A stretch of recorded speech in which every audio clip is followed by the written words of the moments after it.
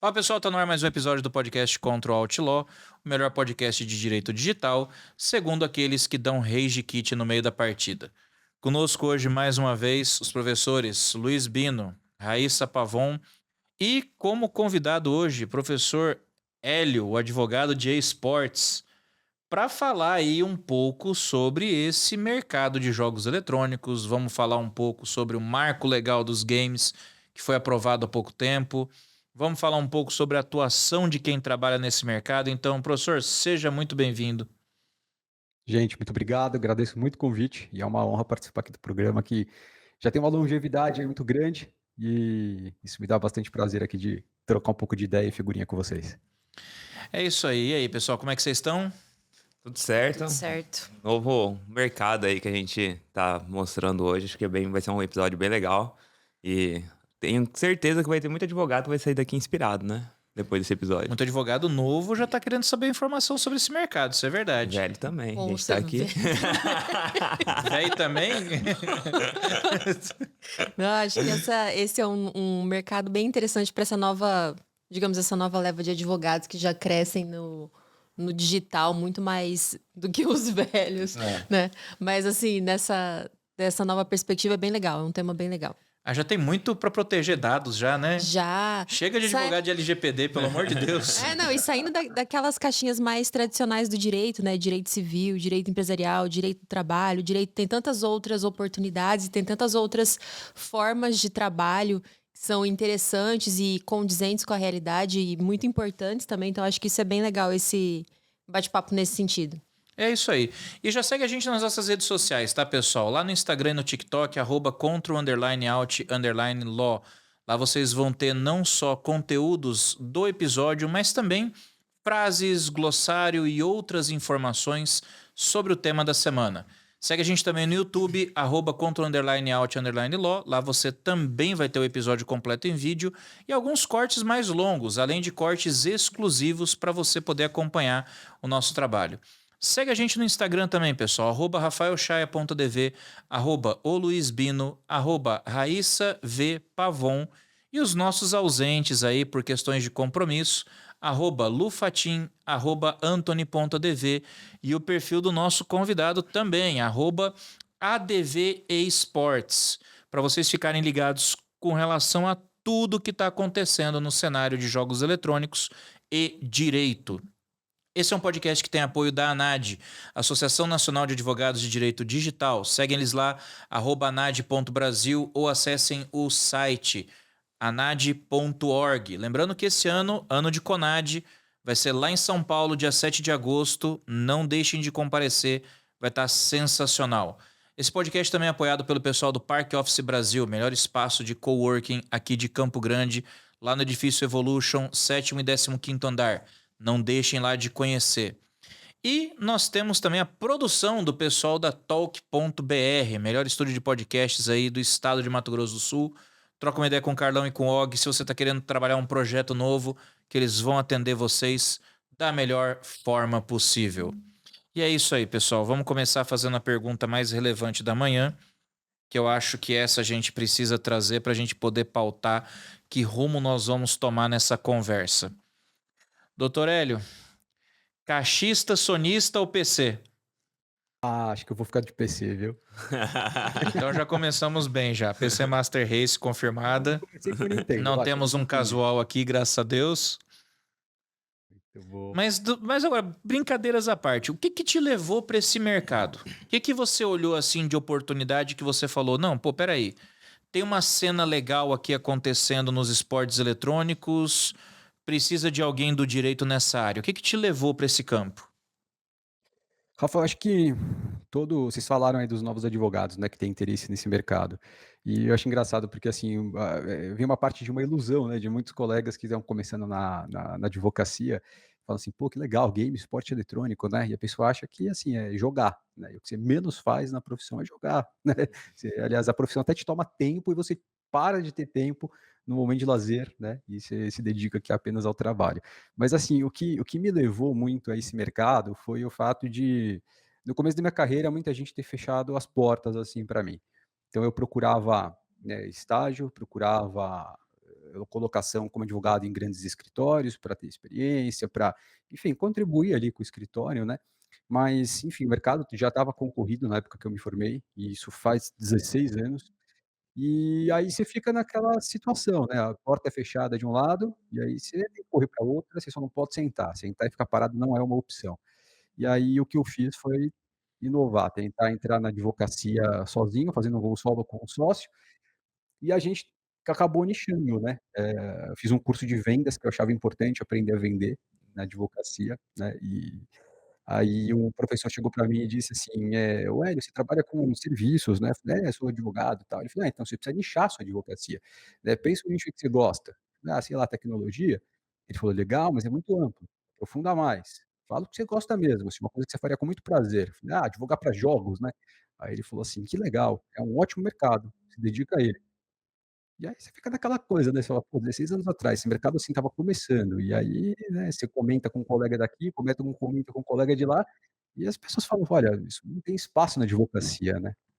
Mas, enfim, você se sente meio desmotivado, mas eu vim mais o coração do que a razão, né, e aí me dediquei a esse mercado, aí as minhas prospecções, né, deram certo, e aí lá no comecinho, comecei com uma empresa de games já, que foi a minha primeira cliente. Massa, foi um verdadeiro garimpo, né, você foi descobrindo o negócio, cara, bem legal. A primeira vez, assim, que eu ouvi falar sobre a advocacia voltada para não foi nem para games, né, foi para esportes mesmo, foi na verdade uma advocacia trabalhista, foi uma notícia que deu uma vez, que um grupo um time, acho que jogava não era nem Fortnite, eu acho, não lembro qual jogo, acho que era Fortnite inclusive, já faz um tempo. E eles estavam, tipo, tudo abandonado numa casa que o cara pegou o time, jogou lá o pessoal, não deu condição, não deu nada. Então foi a primeira vez que falei, pô, existe um mercado, Existe um né, mercado. de esportes, de games, mas que, querendo ou não, tá um pouco.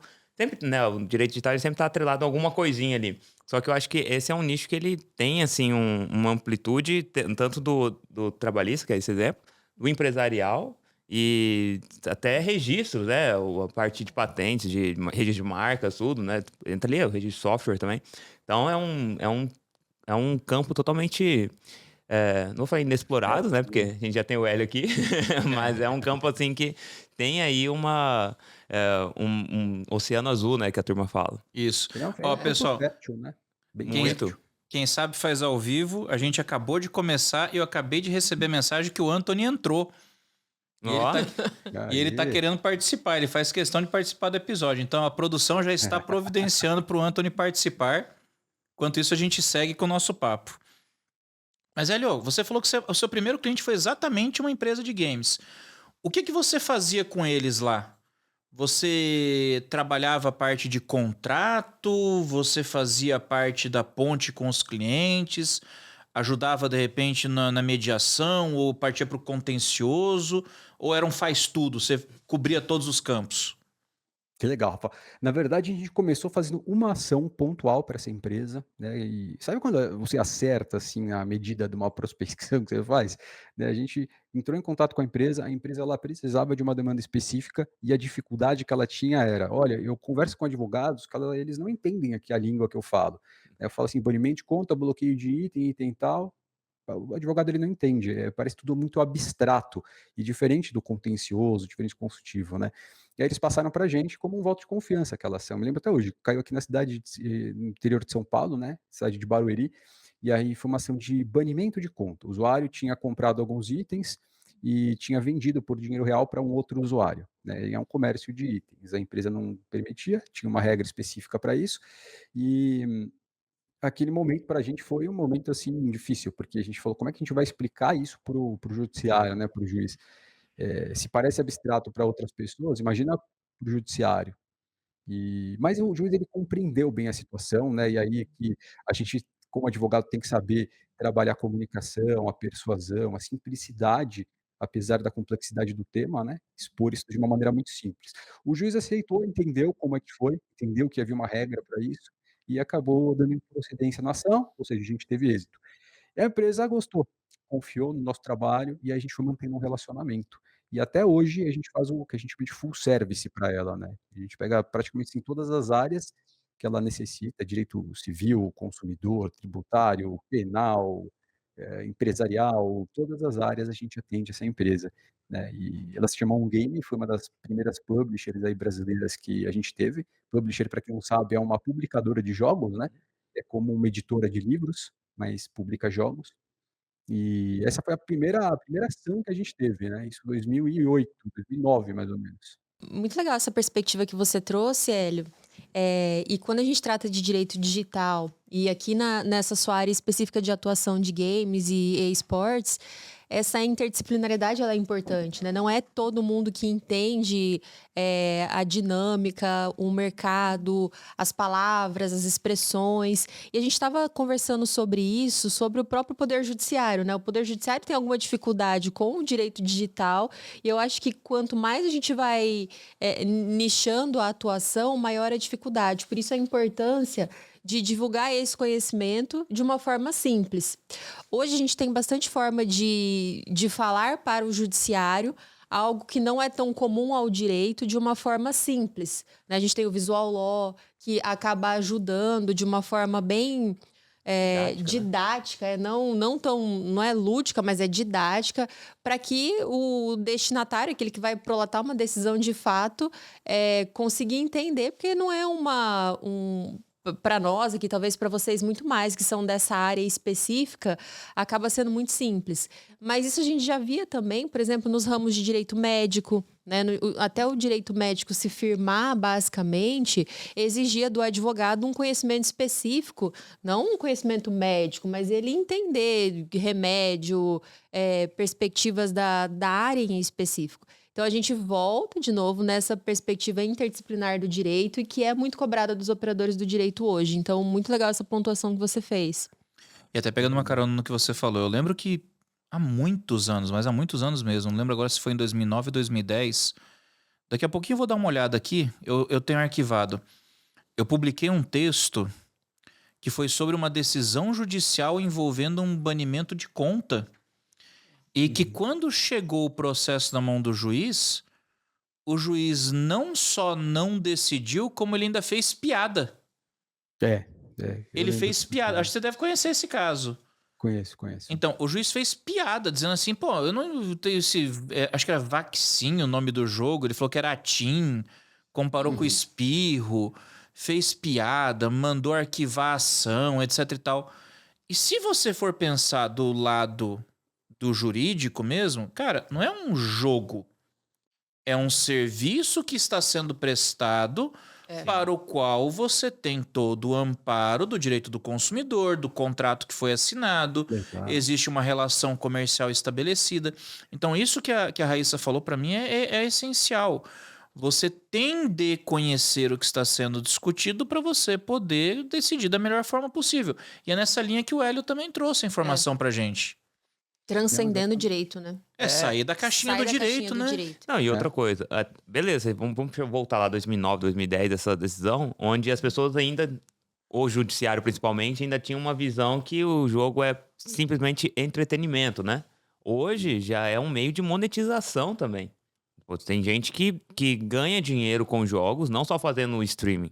Tem gente que ganha dinheiro com o jogo mesmo, fazendo campeonato. É atleta, time, né? Atleta É uma do profissão, negócio. né? Vira uma profissão da pessoa também, entendeu? Então, não tá mais só no campo do entretenimento. E volto a dizer, o judiciário ele tem que acompanhar isso daí. Ele precisa estar atento também que não é um entretenimento, que não é um passatempo da pessoa de fim de semana. Às vezes ela tem muito dinheiro investido. E aí ele vira é um negócio que acontece. Não é simplesmente um jogo de final de semana, é um negócio realmente que acontece. Exato. E é interessante assim, porque quando você compara essas ações de jogos eletrônicos com outros gêneros de ações, por exemplo, relação de consumo, você pega aí os banimentos de conta, o valor das ações, dependendo do jogador, você ultrapassa o teto limite da lei do juizado especial civil, né? Quando você vai para as ações de massa, de operadores de telefonia, bancos, você vê ações assim de valores muito baixos, né? Mas R$ 100, R$ 1.000, R$ 2.000, e assim, a complexidade do jogo eletrônico aumenta muito em comparação a essas outras ações, né? Então, e a gente tem demandas massificadas nos games também, porque às vezes tem empresa que bloqueia num ato, assim, 1 milhão de contas, 2 milhões de contas, né? Caramba. Isso tende a judicializar às vezes, né? Até para Caramba, abrir o parênteses aqui, eu achei inclusive a decisão. Eu que publiquei legal. sobre isso no dia 4 de maio de 2009. Nossa. Foi o seguinte aqui, ó. Aqui, ó. Vistos, etc. Relatório dispensado, o resto se dispensa e não porque justiça é coisa séria, mas dá vontade de pensar nisso em função da matéria discutida nos autos. Li, confesso que sofri. Aliás, reli e tresli. Até me belisquei para acreditar. A galera do gabinete também leu, mas hoje vai. E era um problema envolvendo o ambiente virtual chamado VATSIM, que houve o banimento da conta e ao invés do juiz entrar no mérito e discutir a causa, ele passou a decisão inteira dele fazendo piada. Ele fez piada, não levou a sério, julgou improcedente, mandou arquivar e tchau e benção. Isso há 15 anos atrás. E aí É a você vê, mas infantilização. talvez isso tenha mudado um pouco agora. Você acha que mudou agora em 2024, passados 15 anos? Melhorou bastante, mas não mudou completamente, né. O jogo eletrônico ele sempre foi visto, e eu acredito que ele vai ser eternamente assim, mas, não talvez por essa geração nova que vem aí, tem sido visto com bastante infantilidade, né. É algo que parece infantil para pessoas apenas usarem de fato ali o entretenimento como um direito, né, que a pessoa tem. Mas, o que muitas vezes o judiciário não entende é que dentro desse universo se desencadeiam várias relações jurídicas, né, e não é só uma relação jurídica civil muitas vezes. Às vezes tem uma relação de compra e venda entre usuários de jogos em transações que têm valores milionários envolvidos, né. Você pega itens, dependendo da economia do jogo, né, das políticas ali da empresa, você tem essa permissão do próprio jogo de transacionar. Então você tem ali, valores muito elevados. Se o judiciário não acompanhar isso, né, como é que ele vai conseguir acompanhar outras demandas emergentes que estão surgindo aí, como a inteligência artificial, né, e aí outras questões. Isso aqui para a gente é um universo, né, de situações. Então, melhorou um pouco, né, mas não completamente, porque recentemente, Rafa, a gente teve uma decisão muito parecida, inclusive que o pessoal compartilhou aqui nas comunidades, de um juiz infantilizando, né, o gênero da ação. E eles têm convicção, eles têm a convicção formada, eles não querem entrar no mérito da situação, eles não querem analisar os documentos, a situação em si. Eles têm o posicionamento deles, eles julgam de acordo com o posicionamento, não de acordo com a prova, né. E isso dificulta muito a atuação do advogado, porque você tem que recorrer, ou se agrava, ou se apela, e por aí vai. Isso é verdade mesmo. Existe muito essa perspectiva de que o jogo é só a diversão, né? Não é algo Uhum. que deva se ter uma atenção, digamos assim, na vida adulta. Mas é completamente o inverso, né? Completamente um, um mercado todo que se movimenta.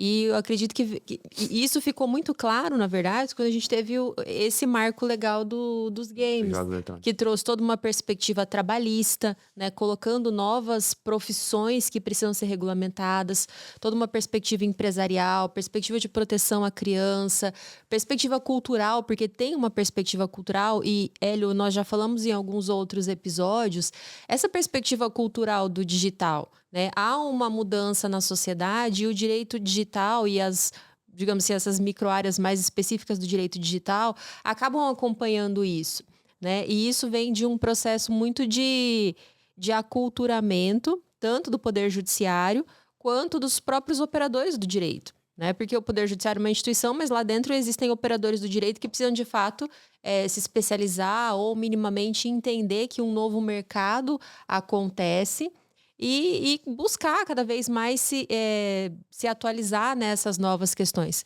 Então, tudo isso é muito importante. Agora, um ponto que fica também, nós temos, aí vai ser muito mais da sua perspectiva profissional e advogando nessa área em específico.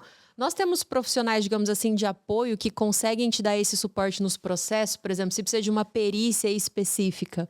Existem profissionais Legal. peritos que atendem essa área ou ainda é muito difícil? Que legal. Professora Raíssa, essa pergunta é fantástica. E assim, a gente vê.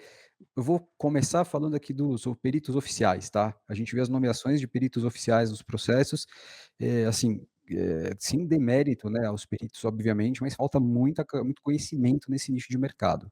É muito Sim. conhecimento. São peritos que eles nomeiam, muitas vezes técnicos em informática e por aí vai.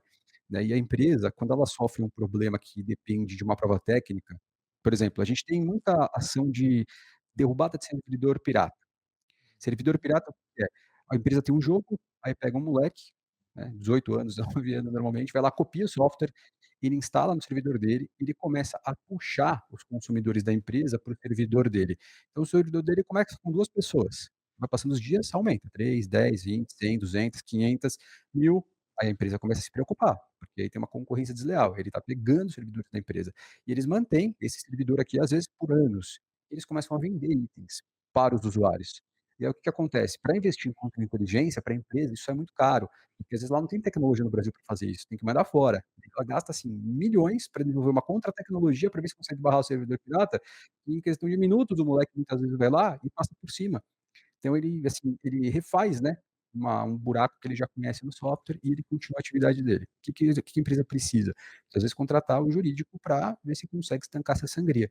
E a gente faz essas ações, né, de busca e apreensão de dados e a derrubada dos servidores. Não é nada mais, nada menos do que uma ação de obrigação de não fazer, né, com a apreensão dos dados.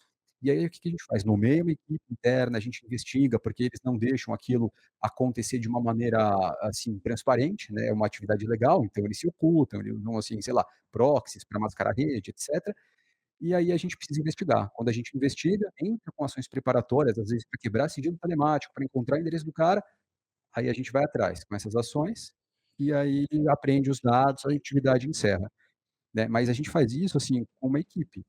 Então tem os técnicos da empresa, os técnicos do jogo, um perito que a gente nomeia. Então é tudo bem estruturado e embasado de um ponto de vista tecnológico e jurídico. Aí as ações normalmente acabam tendo êxito, né, depende também do posicionamento do juiz, que tem juiz que tem dificuldade É. de entender isso. Não, legal. Juiz e juiz. Aí, ó, acho que o Anthony está entrando agora. Já vamos inteirá-lo daqui a pouco da conversa. Então, tá. Mas enquanto isso, vamos aproveitar uma pausa rápida aqui. Agora com o Anthony conosco, chegou o nosso especialista na área de jogos, o cara que já me fez passar raiva até às 6 da manhã e que me fez ir trabalhar varado porque não conseguia dar uma espadada no boss. Boas histórias de vida. Será que pode processar o Chay por conta disso, Hélio? Vou fazer uma consultoria grátis, consultoria grátis. O parceiro... Chego da faculdade 11 horas da noite, recebo mensagem desse indivíduo. Entra aí, vamos fazer uma raid rapidão. Eu falei, rapaz, eu trabalho 7 da manhã. Não é rápido, beleza. Foi até às 6 da manhã e não terminamos porque o cara não conseguiu matar o boss. Foi só o tempo de tomar um banho, trocar de roupa e trabalhar varado. Eu posso processar o indivíduo? Acho que ele tem uma responsabilidade social nisso, né? É, eu também acho. Eu posso pedir uma liminar pra minha noiva pra eu poder entrar na raid? Agora vamos começar. Agora começa a sessão, aquela sessão desse programa policial popular, né? Fala com o doutor. É, vamos questionar. Não, mas aqui, ó, eu tenho que fazer minha defesa, porque esse cara aqui já me prendeu diversas vezes, inclusive fazendo carregar o irmão dele também. Aqui eu vou deixar um parêntese, uma saudação do nosso querido irmão do Chael Tuskis. Um grande abraço para esse ser que fez perder algumas horas de vida. Ô, Hélio, mas assim, agora falando de uma dúvida real mesmo. A gente estava comentando aqui sobre as questões de transações que acontecem, né? Então, a pessoa pode, às vezes, vender um item, né, colecionável do jogo, ou até mesmo a venda da conta, né, no total. Mas aí a minha dúvida, ela entra muito na questão do seguinte. Hoje, falando em jogos, a gente acaba não tendo fronteiras, né? Então, às vezes eu estou aqui no Brasil, vou fazer uma transação com alguém de fora, né, do meu país. Você já teve algum caso nesse sentido? Como que funciona essa situação em específico, né? Que muitas vezes a gente vai fazer uma transação e aí eu tô, sei lá, vendendo alguma coisa e é para um cara lá em Bangladesh, entendeu? Que tipo, não tem jurisdição, não tem nada. Cara, como que a gente se protege muitas vezes nesse sentido? Essa daí é uma resposta muito difícil, porque, na verdade, a gente tem que ter um certo cuidado quando a gente não tem a jurisdição para se valer, né? Ou a gente vai se valer depois de tratados internacionais, mas dependendo do valor da transação, economicamente, a ação pode não valer a pena, né? E a gente poderia eventualmente aí cogitar numa carta rogatória, mas o tempo e o desgaste que teria, eu acho que não valeria a pena. Tem empresas hoje que são globais. Você pega, por exemplo, a Riot, você pega, por exemplo, a Valve. Elas têm uma Uhum. capacidade, uma possibilidade de conseguir resolver esse tipo de problema, né, internamente. Elas Legal. teriam essa possibilidade. Mas a gente tem órgãos, fora essa possibilidade, né, que seria não judicial, a gente tem alguns órgãos em determinados países, e a gente usa muito isso, por exemplo, nas contas da Valve. A Valve, a Steam fica em Washington, né, lá nos Estados Unidos. É a sede da empresa, não tem sede no Brasil. E o Counter-Strike é um jogo muito grande que tem muitas transações. E dá problema nessas transações, né, acaba tendo problema. E o que a gente acaba fazendo? Tem lá nos Estados Unidos, em Washington, um órgão que é muito semelhante ao Procon no Brasil. E a gente consegue se valer, né, aqui do Brasil com reclamações online para tentar resolver esse tipo de problema lá. Que massa, de forma administrativa ainda mesmo, né? Sem o judiciário Ainda ainda. sem judiciário, porque com judiciário fica mais difícil, né. A gente tem, assim, outras possibilidades, a gente tem decisões do STJ que elas falam da teoria da aparência, né, que é aquela questão, assim, você pega, grupos econômicos, empresas muito grandes, a Valve, a Steam são empresas gigantescas, né, e elas têm outras representantes com outros nomes, né, que fazem parte do grupo econômico delas, mas está no Brasil. Você consegue citá-las por meio dessas empresas do grupo econômico. Né, então você nomeia lá a Valve, por exemplo, na ação judicial, coloca o endereço da empresa que faz parte do grupo econômico, e aí você consegue citar. E essa citação ela é válida, né, válida para os efeitos, e o STJ ratifica isso em decisões, assim, recorrentes, né, de que a citação é válida. Então se a empresa não vier, se antecipa a uma etapa, né, que é a instrução, aí tudo vai. Quando você chegar na fase de execução, é mais fácil pedir uma rogatória só para executar, né. É. Nesse ponto que vocês tocaram, Hélio, eu não sei se vai ser o caso, mas esses conflitos, portanto, eles acabam sendo mais resolvidos por meio da arbitragem, por exemplo? Ou ainda não é uma Não. prática muito correta ou usual?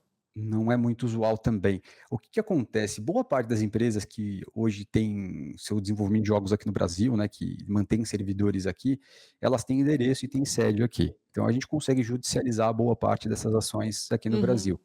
Agora, tem alguns pontos específicos que, por exemplo, quando você troca itens ou vende itens para pessoas que estão fora da nossa jurisdição, aí isso dificulta. Aí entra nesse raciocínio tudo que a gente falou aqui. E da mesma forma quando você emprega a empresa que não tem sede no Brasil. Né, aí a Sim. gente cairia nisso também, nessa vala aí comum. Aqui, isso aqui pode até ir parando meio como uma propaganda positiva para as empresas, mas olha que situação, até complementando aqui o que o Hélio estava falando. As grandes empresas de jogos, como o exemplo da Valve, o Riot, Blizzard, temos Uhum. aqui o LoL, World of Warcraft, etc. Esses jogos, eles já passaram por muitos problemas no passado. O Shaq foi um gamer comigo. Sabemos, por exemplo, o game Diablo 3. Nossa, eu tava Grande pensando nesse problema que exemplo teve agora, com o cara. leilão. O grande problema que teve com o leilão. O game tinha um leilão interno. Tem jogos que tem um leilão interno para venda e troca de itens. Então, além da fragilidade de segurança, que já ocorreu com alguns exemplos no passado, que deu um grande problema, o que é que nós temos que pensar aqui? As pessoas jogam por diversão, mas hoje os personagens, os itens, skins, todos são ativos, todos têm valor, um valor pecuniário mesmo. Então, às vezes você fala, é R$ 100. Não, tem item de jogo que vale 50 mil, 100 mil em dólares. Nós temos até exemplos dos jogos que foram os Play to Earn, que aqui eu cito dois exemplos de uma empresa chinesa chamada WeMade, que teve o famoso Mir4, ou Mira, como que alguns chamam, e ela deu continuidade a outros projetos, como Night Crawls, e o Mir 5 está por vir. Qual que é o negócio? Esses itens são baseados, até hoje, mesmo não se falando mais tanto em Play to Earn e NFTs, os personagens, eles são possibilitados serem NFTs negociáveis. E o valor desses personagens chega a coisa de US$ 100 mil para cima. Tem pessoas da China, aqui no Brasil, não, o pessoal não gasta tanto, gasta muito, mas não tanto, mas na China tem gente que gasta milhões, milhões mesmo. Mas você lembra aquele episódio dos NFTs que a gente gravou, que a gente até falou de itens de jogos, os mais caros já registrados? Que Sim, tem um sim. jogo, inclusive, de exploração espacial que a galera comprou um planeta por alguns milhões. Exato. Então, Oxai, qual que é o ponto aqui? Até diferenciar que existem vários tipos de jogos, vários tipos de mercadorias, como, por exemplo, vamos ali num Counter-Strike, que é famosíssimo também, que é o da Valve. Lá tem as skins, essas skins são figurinhas, para o pessoal entender. Roupinhas, né? Roupinha, segundo a Luísa. Segundo a Roupinhas, Luísa. Isso é negociável. Então, aqui, na Valve, se você negociar a sua conta para ter acesso à sua conta, aí já tem um problema. Então, as empresas estruturadas, e aqui entram aqui na nossa querida parte empresarial, contratos, ela tem estruturas, tem as regras, os termos de uso, a identificação, como muito bem disse o Hélio, as empresas têm representante no Brasil, então é possível ter aplicação jurídica, responsabilização, você cuidar bem. O grande problema é que a internet é enorme. Tem gente que vai jogar um jogo que não está registrado, um jogo que o servidor é na Rússia. Esse é até um caso concreto. O servidor do jogo era na Rússia, não tinha nada no Brasil, e aí você entrava no site para ver os dados da empresa. Era como o semelhante no Brasil seria o nome daquele local que os estudantes ficam, Chay, quando eles República? alugam? Uma república. Uma república em Londres, um quartinho era o endereço do game. Então, assim, esse é um cenário que dificulta muito, e aqui a gente tem que colocar um pouco da culpa no usuário. Pessoal, tem games ali que tem estrutura de empresas consolidadas no mercado que seguem as regras. Se você tem um jogo que está com um servidor na Guatemala, é o famoso pôr a sua conta em risco. E outro ponto importante aqui, referente a essas negociações, tem jogos que nas suas plataformas, hoje o que tem dado certo são jogos que colocam isso por meio da blockchain. É oferecer um marketplace interno mesmo. Você, que eu já vi também, você coloca o cash, vamos assim dizer, em cripto, você recebe um bônus lá dentro do game e você vai negociando com outros players neste marketplace. Só que responsabilidade total de quem está negociando ali, a segurança é que tá como se fosse um mercado livre, você só compra o seu produto, você não tem aquele negócio de, eu vou te mandar o Pix, você me manda o item. Isso é de um perigo, nossa! É a famosa dor de cabeça para o advogado. Aposto que o Hélio já passou por poucas e boas nesse sentido. Eu mandei o Pix para o fulano não me mandou. E esse é o famoso conta em risco. Você vai fazer a compra de um produto, você vai comprar com perigo, você tem que saber que você está comprando com perigo. É mais barato, mas sem garantia, né? Sem Não, garantia. e é culpa exclusiva do consumidor, né? Quando a empresa tem uma tese de defesa para se defender, quando o consumidor eventualmente vai tentar uma responsabilidade dela, isso é culpa exclusiva do consumidor, né? Que não observou, que era um servidor, por exemplo, não autorizado, né? Ou alguma coisa nesse sentido. Mas acontece muito, né? E hoje em dia o mercado de apostas esportivas também tá assim. Porque a gente ainda tem as empresas majoritariamente fora do Brasil, né? E aí, quando você aposta, ganha e não recebe, e como é que você, né, demanda com isso? Isso Exato, tá que muitas vezes fica preso na empresa de aposta. A maioria está fora do Brasil, aí você vai ganhando um trocadinho, 50, 100, R$ 200. Aí eles te dão. Se você ganhar 20 mil, aí aí eles que não não te recebe. dão. Fica preso na Pra quem que a gente chora, né, burocracia. nessa hora? Exato. Aí chora pra Papai Noel, filho. Não tem o que fazer. Cara, o Anthony citou o caso da casa de leilões do Diablo 3. Eu lembro que o rolo maior foi porque quando foi lançada, ela permitia que você vendesse itens por dinheiro real. E o dinheiro era direcionado para sua conta Blizzard, que você podia usar depois para comprar por dinheiro real outros jogos, outros itens, etc. Só que isso virou a economia do jogo do avesso na época. Ficou uma situação tão bizarra que o pessoal começou a rodar bot 24 horas por dia, 7 dias por semana, para conseguir os itens mais raros e colocava itens à venda assim a R$20, R$30, R$40, R$50. E aí o que acontecia? Você tem um cenário competitivo dentro do jogo, ele não é só cooperativo. Sim. Quem tinha grana para meter ali, comprar itens ali, gastasse 200, 300, R$400 para comprar item, já ficava num patamar dentro do jogo que fazia com que o novo jogador não conseguisse evoluir. E aí o que você fazia? Você começava a afastar novos clientes, você criava um problema até Isso. para a gestão do jogo. Isso, é isso mesmo. Era E bizarríssimo o que aconteceu. porque isso, Rafa, diz respeito justamente à economia do jogo, né? Muita gente que não enxerga, mas quando você vai desenvolver um jogo, você tem lá o designer, você tem o desenvolvedor, você tem o game designing, você tem, enfim, uma série de pessoas que fazem parte de uma equipe multidisciplinar que vai desenvolver o jogo. E você tem um economista, porque o economista ele tem que entender um pouco como vai funcionar a dinâmica, né, do ecossistema ali do jogo para conseguir controlar a inflação ou, eventualmente, para não cair numa deflação. Né, que aí cai justamente nisso que você falou, porque aí às vezes a oferta é maior que demanda, você não tem tanto item na compra e venda, o que acontece? Os caras criam servidores piratas, vendem moedas que não são do jogo oficiais, e aí começa a surgir um monte de gente aí, né? Foi um fenômeno parecido com o que aconteceu com a venda do ouro no World of Warcraft. Era feita a venda do gold, e Aham. itens que eram assim necessários para você progredir eram absurdamente caros. Se você É. fosse tentar pegar aquele dinheiro dentro do jogo jogando, você demorava um tempão. Aí você ia no eBay, pagava lá vintão, pegava a quantidade que você precisava e comprava. E hoje muitos jogos, Oxaia, a própria empresa, pelo menos os séries, coloca notícia, não comprem de terceiros, não comprem de fulano, É. seja ouro, seja diamante, seja o que for. Oxaia, aqui trazer uma informação para você e para o nosso querido ouvinte, muito semelhante a essa do Diablo, que é, voltando aqui no exemplo que eu dei do Mifor, o Mifor, você literalmente minerava, uma cripto que chamava X-Draco. E hoje temos a Hydra também.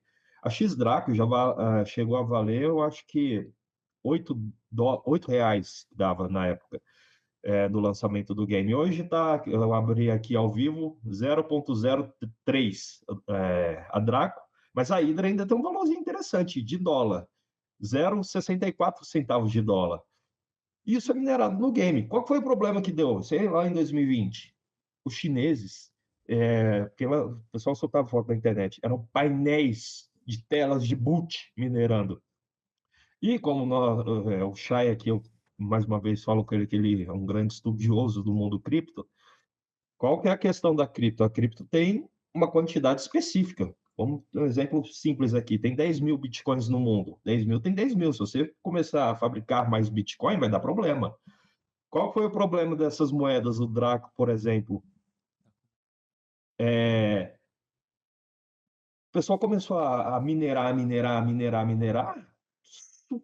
saturou o mercado de uma forma explosiva. Então, como o Hélio estava comentando, para onde vai a economia do game? E aqui é um game que, por mais que seja chinês, tenho certeza, nunca li os documentos deles, eu tenho certeza que tem alguma coisinha não tão correta, mas é uma empresa, a WeMade é uma empresa já consolidada no mercado de games.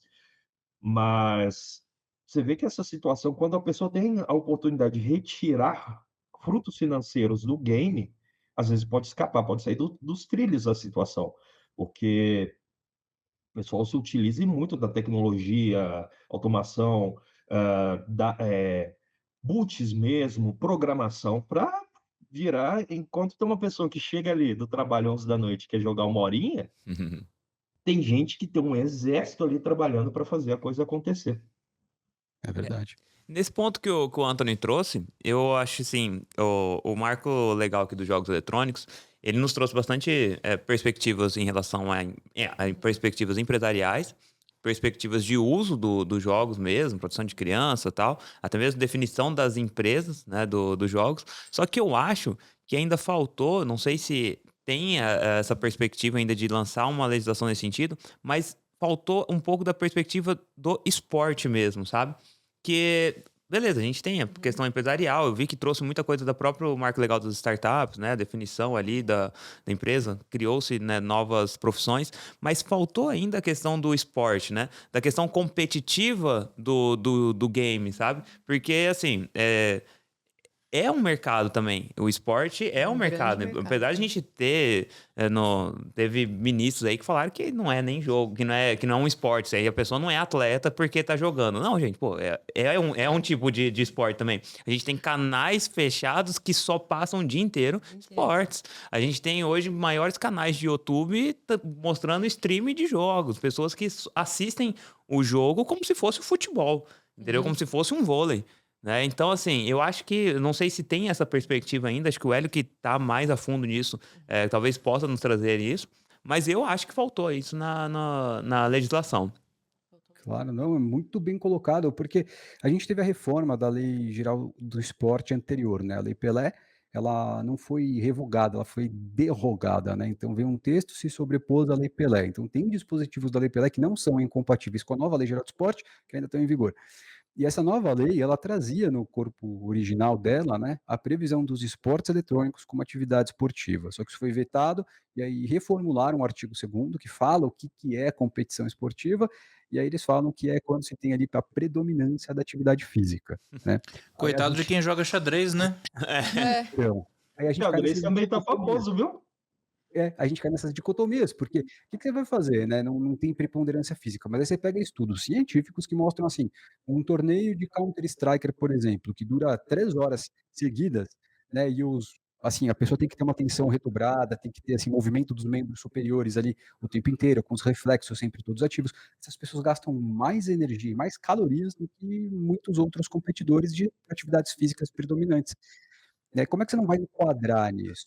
Mas na minha visão, assim, é só um ponto de vista legislativo, né? E o que é interessante desse mercado é que, do ponto de vista competitivo, o mercado não está nem aí para a legislação. Se a legislação vai acompanhar ou não vai, o mercado ele continua se desenvolvendo, Uhum. né? E ele não vai parar, porque é uma coisa global, ela é globalizada e a gente consome isso. Mas eu costumo dizer, nesse mercado de games, esportes eletrônicos, eles estão assim umbilicalmente interligados, mas eles são diferentes, né? O marco dos jogos eletrônicos veio para dispor sobre as questões relativas, de fato, aí, à questão industrial dos games e tudo mais, mas poderia ter previsto lá no seu corpo a previsão também ali dos esportes eletrônicos, né, mas não previu. É, porque não é somente a questão física do jogo, é toda a organização que acontece. São campeonatos Exato. que acontecem, né? Então tem uma organização por trás que não depende só do fator físico, mas toda a organização que tem de times, esses times, esses players, né? Esses atletas de esportes, eles também precisam de uma proteção para eles também. Eles também precisam, muitas vezes, lá, de um piso salarial que seja, É. entendeu? De uma proteção mínima para que ele tenha uma disposição de jogo, entendeu? O cara Ô, poder falar assim, Bino, não, eu vou me dedicar a isso aqui, né? Eu e até vou aqui na passar a nossa noite área, inteira Bino, jogando com o Anthony para poder me dedicar a isso, entendeu? Então, assim, são... contrato de investimentos. Então, é Exato, isso. são Eu quero investimentos. aproveitar esse gancho para perguntar pro Hélio. Na atuação do advogado especialista em esportes, eu tenho uma equipe. Pode ser uma equipe de LoL, de Counter-Strike, ou um atleta solo, por exemplo, num cenário competitivo como o do Street Fighter 4. O que o advogado pode fazer por essa equipe ou por esse cara? Qual que é o papel dele como conselheiro jurídico? Onde que ele vai atuar nesses casos? Tem um universo de coisas aí, Rafa, mas um universo. São muitas situações. Eu vou começar pela mais recorrente, tá? Que talvez seja aí a transação de jogadores, que é de fato a compra e venda dos direitos econômicos ali dos jogadores, né? Que nem eu falei agora há pouco. A Como se gente fosse tem jogador de um time de contrato futebol, tem isso? igualzinho, idêntico, não muda nada. Legal. Eu estava falando da legislação. A legislação fala assim que esporte é aquela quando você tem a predominância física, né?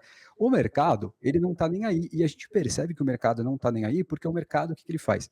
O time ele contrata o atleta com base na lei geral do esporte, ele faz um contrato especial de trabalho esportivo com base na lei geral do esporte, prevê cláusula compensatória, indenizatória, tudo igualzinho a legislação prevê. Apesar de a legislação não abarcar expressamente, né? É a modalidade aqui do esporte eletrônico. E o advogado ele tem essa atuação, por exemplo, começando aí, né, na transação dos jogadores, da seção de direito econômico, que é um fluxo muito grande, porque diferente do futebol, se organizar um evento esportivo do futebol, cara, é muito complexo. Você levar as pessoas para o estádio, né, venda de ingressos, mobilizar, né, os órgãos públicos para proteção, bombeiro, civil e por aí vai, é muito complexo. Jogo eletrônico, agora que a gente está falando aqui, está acontecendo assim centenas de milhares de jogos em tempo real e globalmente. Tem gente na casa, assim, que mora competindo, sei lá, no Japão agora nesse momento. E eles ganham dinheiro, né? E é um jogador contratado, com base na Lei Geral do Esporte, na CLT, tem um contrato. E quando o campeonato termina, se o time não ganha, o que o time faz? Normalmente dispensa, contrata uma outra line, que é um outro time.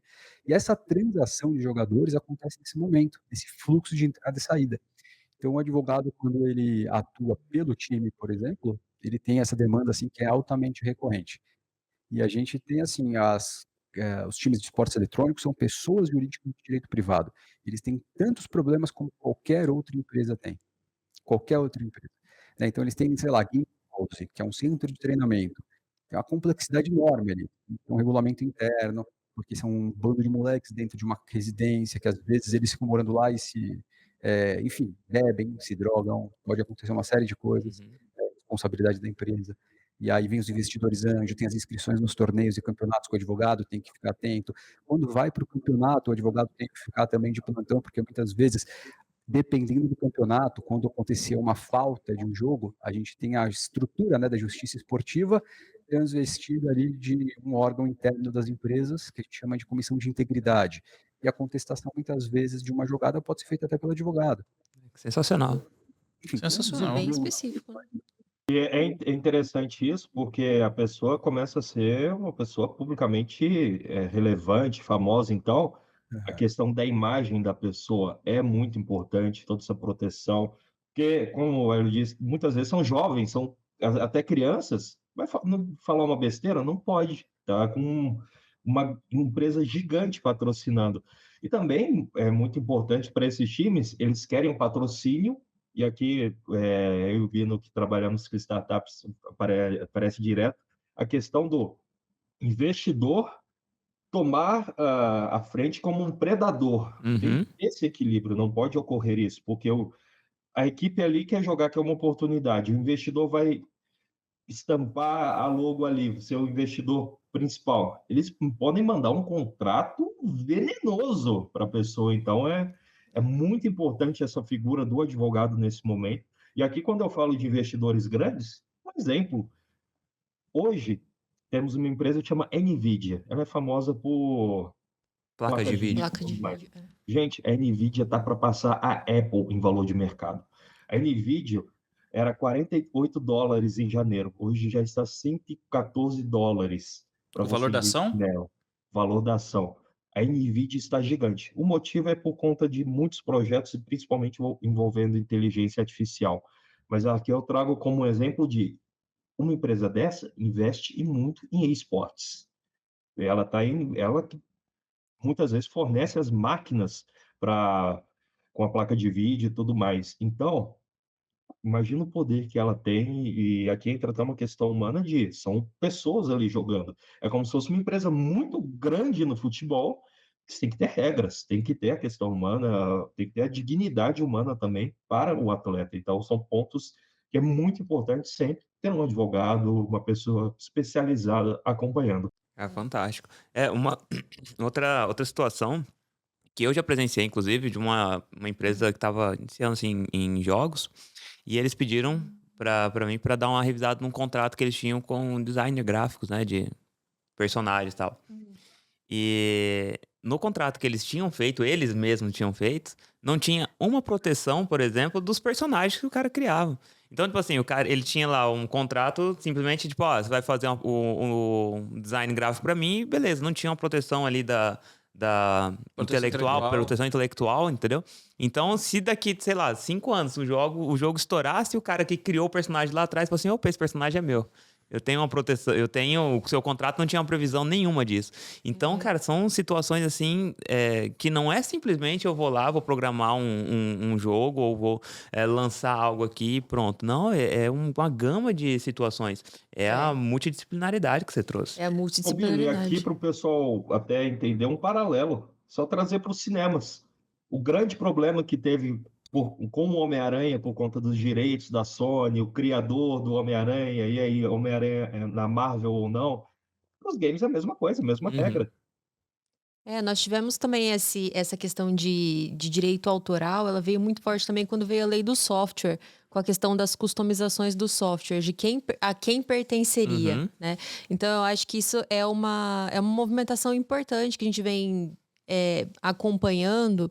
E uma coisa que o Hélio pontuou que é bem interessante também é essa questão de que o mercado não vai se preocupar se o direito já está acompanhando ou não. O mercado vai seguir o fluxo dele e cabe ao operador do direito ir encontrando dentro daquilo que o direito já oferece as ferramentas que ele pode adequar para aquela situação até que o direito de fato consiga alcançar, se um dia for alcançar, né?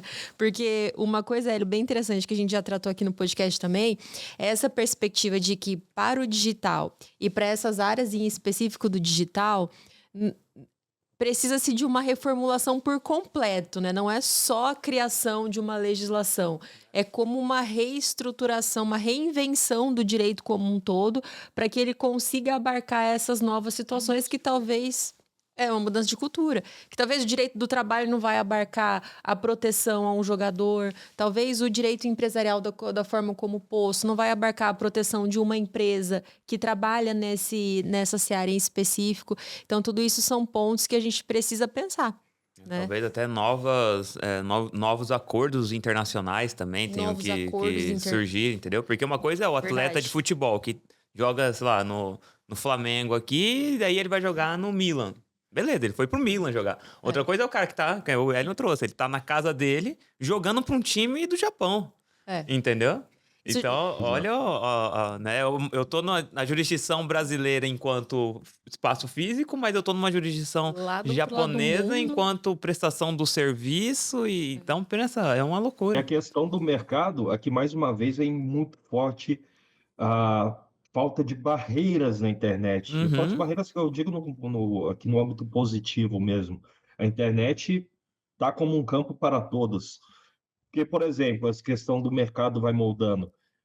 Se no Brasil tiver alguma legislação que proíba algo, o usuário vai dar um jeito vai usar VPN, vai chegar no que ele quer, vão lançar servidor em um local que não tem regra, vai dar um jeito, vai acontecer, vai continuar tudo igual. Não é como, por exemplo, a Uber, que recentemente teve grandes problemas no Brasil, e a Uber chega e fala: estamos saindo do Brasil, vai ficar sem um serviço.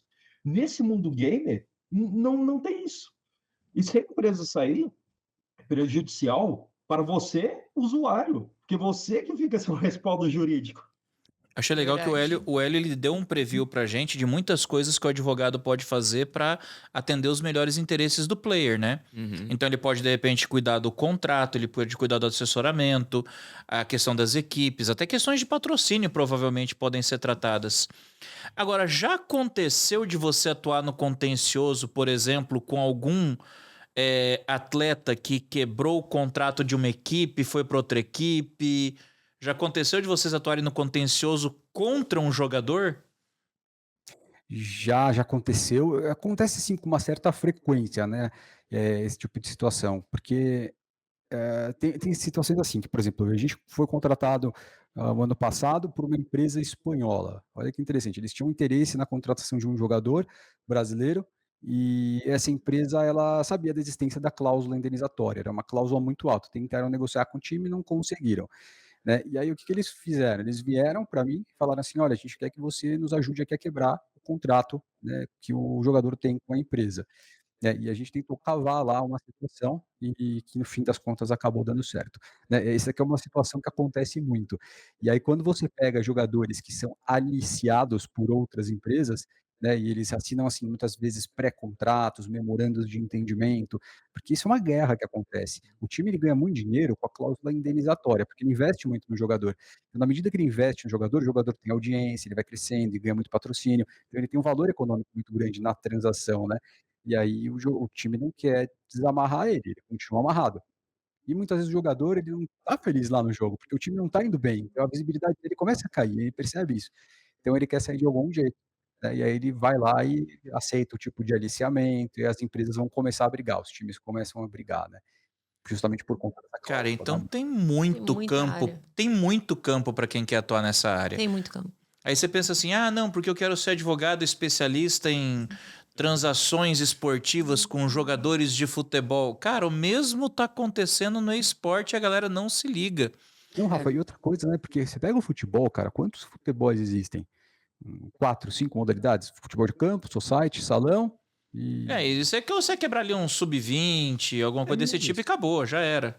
Aí você pega os jogos eletrônicos, entra nesse universo aqui, que são 831.000 títulos de jogos eletrônicos, né. Então você pega o É futebol, muita eleva coisa, aí né? a enésima potência, que aí você chega a um número aí do que você pode ter de demanda dentro desse mercado, né. O que a gente estava falando no começo, né, as pessoas ainda acho que não enxergam isso, né, ou talvez enxergam de uma maneira talvez um pouco embaçada, mas isso vai transparecendo com o tempo, que é uma oportunidade gigantesca, né. Em E termos em termos de premiação individual, os esportes são os que mais pagam hoje praticamente, não são? pagam muito dinheiro, muito. É Pagam muita não só grana bons rolando. salários, mas premiações gigantescas. É que aqui cai até num preconceito mais antigo, que é assim, o que não é palpável, que a pessoa não encosta, vê, não é real. Mas, gente, os jogos, o mundo dos games é muito real, é muito concreto, está acontecendo.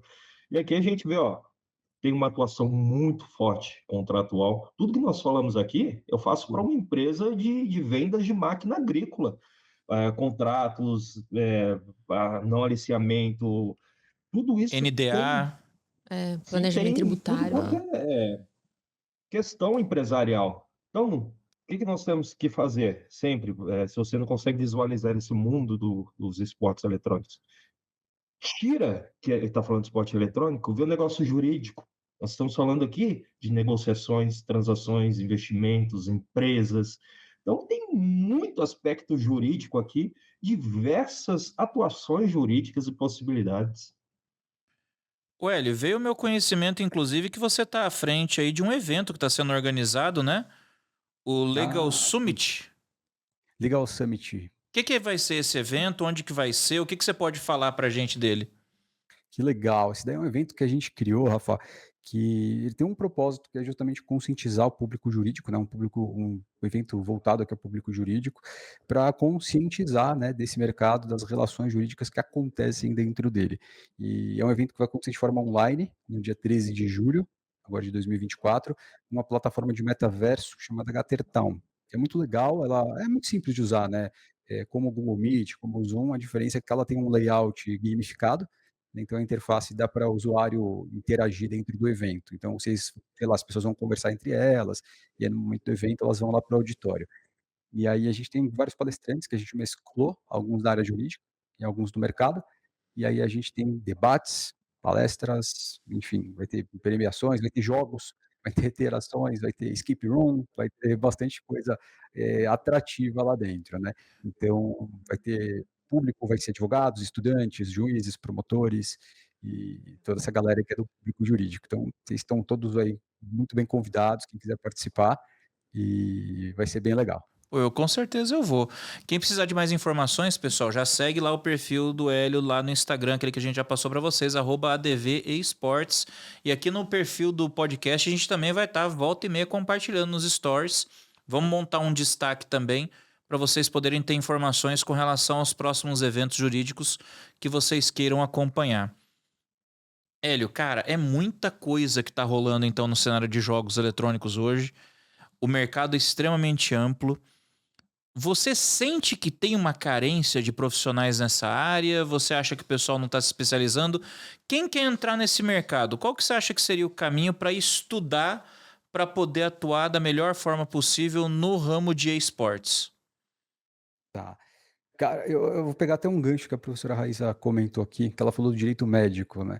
Pra você entender o direito médico, você tem que entender um pouquinho da fisiologia do corpo humano, você tem que entender do Sistema Único de Saúde, da responsabilidade do médico, né, do estatuto lá do Conselho Regional de Medicina, você tem que entender um pouquinho de cada campo. A diferença é que o direito médico, desculpe aqui os especialistas na área, mas para mim é muito chato.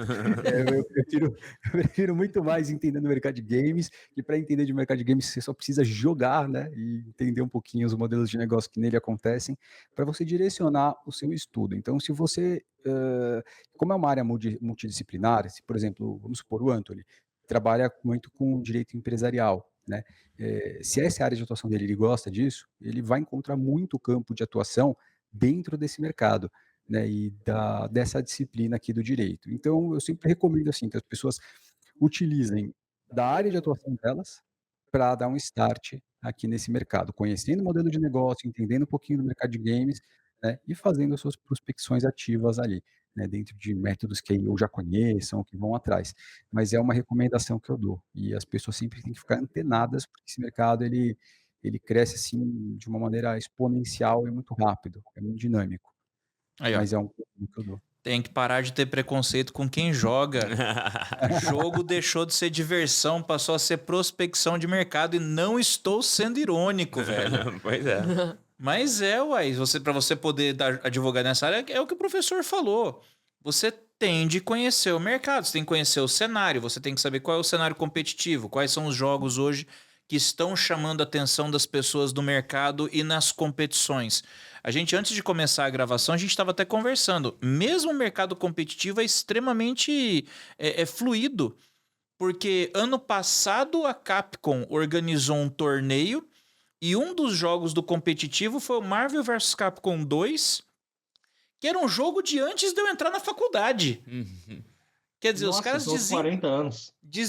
por aí, né? Jogava no Odyssey.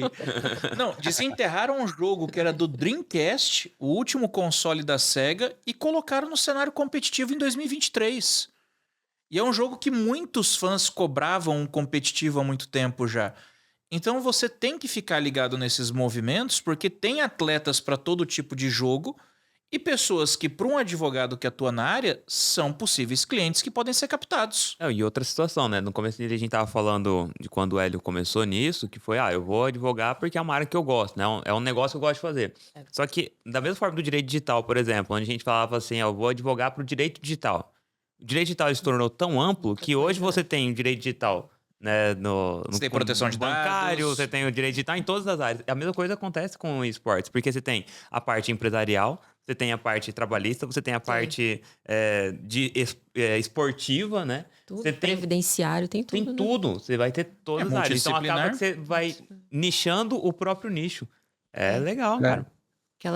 E outra coisa que é importante lembrar é essa perspectiva de que o jogo ou o game é só diversão, não é algo, não é um mercado. Ela foi afastada até pelo marco dos jogos, pelo marco legal dos games, quando ele coloca que o jogo também ele é para fim terapêutico, para fim educacional, pode ser usado na educação, lúdico. Ou seja, existe aquela perspectiva que o próprio conhecimento, a própria forma de aprender e tratar começa a ser vista de uma forma diferente. Né? Então, Verdade, assim, eu posso usar um jogo num tratamento. Depois. Exatamente, tem essa perspectiva. É terapêutico. Você não sabe o que é jogar com o Anthony. É terapêutico. Eu bem vejo. Desculpa te interromper, Raíssa. Mas agora eu quero aproveitar o gancho da Raíssa que eu quero trazer a polêmica do episódio. Qual? Jogos violentos promovem a violência ou isso é lenda? Eu acho que isso é lenda, na minha opinião. Tá? Eu não tenho uma opinião científica sobre isso, obviamente, mas eu leio bastante. E eu acho que assim, as pessoas que têm um perfil, né, mais violento, elas encontram ali, de repente, nos jogos eletrônicos, algum tipo de vontade de fazer alguma coisa que ela já tem aquela propensão. Né? Mas aquelas pessoas que são saudáveis, que não têm essa propensão, dificilmente vão encontrar nos jogos eletrônicos uma situação de querer fazer uma violência, porque ela vive aquilo ali de forma digital e ela sabe diferenciar, né, o mundo real do mundo digital. Então, eu não acho que isso seja um problema. Eu acho que o governo usa muito disso para canalizar problemas sociais, né, gerar dentro, e aí mira ali nos jogos, mas não. Aí você pode ver que você conta nos dedos quantas pessoas cometeram, assim, sei lá, um atentado, um homicídio por conta de jogo eletrônico, né? E ainda assim questionado. Eu acho que eu tenho até eu acho que influencia tanto quanto cinema e música, meu amigo. Isso vai influenciar tanto quanto qualquer outra mídia. Eu tenho um dado aqui que é o seguinte: isso é uma discussão, que falando dos Estados Unidos, no caso, de 20 anos atrás.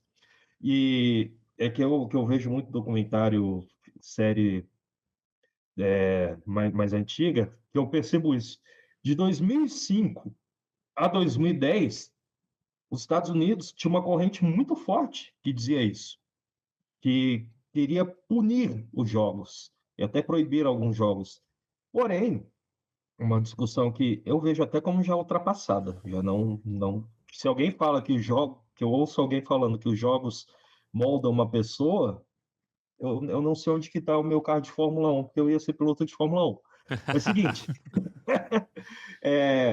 pessoal, aqui vai fugir um pouco da nossa seara de todos nós. Fica até um gatilho para um próximo convite. Aqui entra um pouco uma questão psicológica, até mesmo psiquiátrica da pessoa. Nós estamos falando, quando nós falamos de pessoas, vou usar o exemplo de psicopatas, isso é uma doença. Então, o gatilho vem de qualquer situação, Uhum. seja um término de um relacionamento, pode ser um game, pode ser algo que viu na TV. Nós, normais, entre aspas, terminamos um relacionamento, só ficamos tristes. Numa pessoa assim, terminar um relacionamento pode desencadear um assassinato. Então, assim, o buraco é muito mais embaixo, é uma questão muito mais delicada. Até queria que nossa querida Luísa participando, porque ela é mestre nessa temática. Mas a conclusão é essa: jogos não influenciam em nada na vida da pessoa, só vai trazer um pouquinho de raiva ali momentânea, que 5 minutos passa, ou uma alegria, uma glória ali de 5 minutos também, vida que segue. Eu vou te dizer que jogo eletrônico não torna ninguém agressivo. Ping alto torna. Quem Ping alto causa deixa o povo o violento. ódio e a raiva é o lag, meu filho. Não tem mais nada nesse mundo. Eu já Gente. nem jogo com essa turma aqui pra não virar formação de quadrilha. Não, a Luísa caiu na besteira de mandar o marido jogar com a gente, cara. Meu Deus, acho que ele desistiu de jogar com a gente. Abraço pro Turco, se estiver assistindo o episódio. Editor. Gente, tem muita coisa que dá pra gente falar, a gente já estourou o tempo. Hélio, você já fica de sobreaviso que vai ter mais convites no futuro, cara, porque voou, o papo Sim. foi muito bom.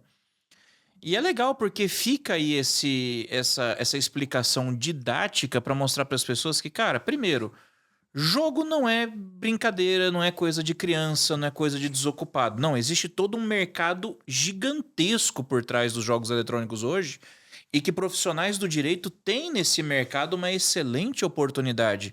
Porque você vai ver, ó, é propriedade intelectual do character design, é a propriedade intelectual da trilha sonora. Poxa, nós temos jogos hoje com trilhas sonoras premiadíssimas, cara, com... Pô, tô falando de gente como Michael Salvatore, tô falando de gente como... Poxa, quem mais que eu... Tem uma trilha sonora que eu gosto muito agora, que é do Final Fantasy. Apagou da minha memória o nome do compositor, mas eu vou lembrar. A trilha sonora de Nier Automata ganhou prêmio, então você trabalha toda essa parte da propriedade intelectual em torno da música. Tem a propriedade intelectual do software, tem a proteção dos interesses dos atletas, tem a proteção do interesse da própria empresa no mercado. Tá tudo aí escancarado para quem quiser entrar nesse mercado. Tá tudo aí escancarado para quem quiser trabalhar. Então o jogo deixou de ser coisa de criança. Passou a ser de fato um mercado que move bilhões todos os anos. E que tá só esperando especialistas nessa área. A verdade é essa.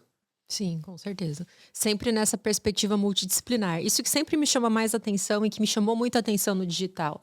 Essa perspectiva do operador do direito multidisciplinar, não só no direito, mas também de Sim. outras áreas do conhecimento que se interrelacionam. Então, isso é um ponto interessante também da gente sempre ressaltar. Não, esse episódio ficou sensacional, cara. Eu acho que a gente tem que trazer mais vezes o Hélio aqui, conversar. Vamos fazer um evento, trazer ele aqui em Campo Grande. Também concordo, hein? Eu acho que Legal. vai somar bastante. Tem todo um ecossistema aqui que a gente pode discutir bastante ainda, cara. Eu gostei, legal, muito legal. Hélio, considerações finais, Grande. O que você acha que é o mais importante aí? Já passo a palavra pro Anthony daqui a pouco arrematar também. Ixi, eu não agradeço aí, já aceito o convite antecipadamente, né, independente de qualquer coisa. E foi muito legal, papo muito gostoso, gente. É um podcast que eu admiro bastante. Eu assisto todos os episódios de vocês aqui, reassisto. E queria deixar aí para o pessoal uma provocação só, né, para entender um pouco mais esse mercado de fato, porque a gente tem assim, uma profundidade muito grande, né? Desde o direito civil, como a gente falou, ao direito penal, e coisas que as pessoas nem imaginam que acontecem, né? Como dopagem e tantas outras coisas. Então é algo a se aprofundar, o mercado está aí, né? Atua quem quer, e acho que quem começa antes dá um passo à frente aí para conseguir um destaque diferente na profissão. Então acho que é isso aí. Queria agradecer a todos vocês mais uma vez e deixar um abraço para o espectador. Valeu. Anthony. aqui, talvez eu seja até cancelado pelos mais antigos, mas para mudar um pouco o cancelamento, porque é sempre o Bino. Pessoal, da mesma forma que tem gente que fala, a inteligência artificial vai tirar o meu emprego, não vai tirar. Você que tem que se adaptar a utilizar a inteligência artificial. O direito hoje é multidisciplinar. Se você está com aquela cabecinha de, não, eu só faço tal coisa, meu amigo, você está fadado daqui 5 anos sem ter errado. O mercado é multidisciplinar, o direito exige que você compreenda de forma multidisciplinar. Então, você vai trabalhar com games, com jogos, você tem que saber o constitucional, aquela pitada do penal vai aparecer. O civil não precisa nem dizer, olha quantas situações que nós citamos aqui. Então, o recado é, pessoal, se você está com essa cabeça fechada, você, infelizmente, o mercado vai te comer vivo. A multidisciplinariedade é a palavra do momento, é o pensamento do momento. Você tem que abrir a mente para isso. E até mesmo te dá prazer profissional isso, porque você vai descobrindo áreas que você gosta, que você fala, nossa, que bacana isso aqui, eu não sabia que tinha esse nicho de atuação, eu não sabia disso. Conhecer é muito bom. Na sociedade digital, tudo relacionado ao digital tem um pezinho no direito, não tem como fugir disso. Gente, é isso aí. E segue a gente nas redes sociais. @contra_out_law, tanto no YouTube, quanto no TikTok, quanto no Instagram, para vocês ficarem ligados em todos os novos episódios. Assina lá o canal do YouTube, dá uma força, cortes exclusivos rolando lá direto, tá? Segue as nossas redes sociais também, @oluisbino, @raissavpavon, @antony.adv, @rafaelchaia.dv. A nossa mãe do ano, @lufatim, que em breve estará conosco de volta. E segue o perfil do nosso convidado, @advesports, para vocês ficarem ligados por dentro desse mercado, para vocês ficarem ligados em eventos, para vocês conhecerem, para se inspirar, para conhecer essa cena e de repente você se ligar e falar, pô, eu não sabia onde eu queria trabalhar, essa área parece ser boa, vou me inspirar, vou estudar mais com esse cara para saber o que pode ser feito. Show. É isso aí, gente. Muito obrigado então pela audiência de vocês. Fiquem com Deus. Até a próxima. Um grande abraço e fui.